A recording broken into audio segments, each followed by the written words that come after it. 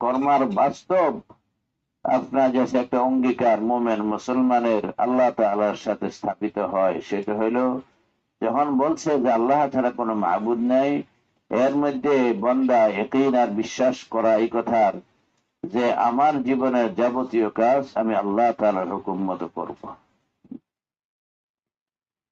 আমি আমার জীবনের কোনো কাজ আল্লাহ তাআলার হুকুমের বাইরে আমি করব না।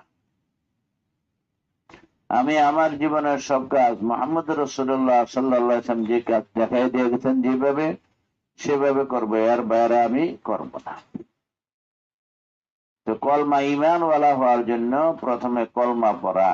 এই কলমা পড়ার অর্থ এটা, কলমার অর্থটা বুঝা, মর্মটা বুঝা, কলমার মাধ্যমে আল্লাহ তাআলার সাথে আমার এক বিরাট সম্পর্ক স্থাপন হয়েছে, সেইটা আপনার যে আছে কি কয় নিজের হৃদয়ঙ্গম করা, মনে সবসময় এটা ধারণ করা।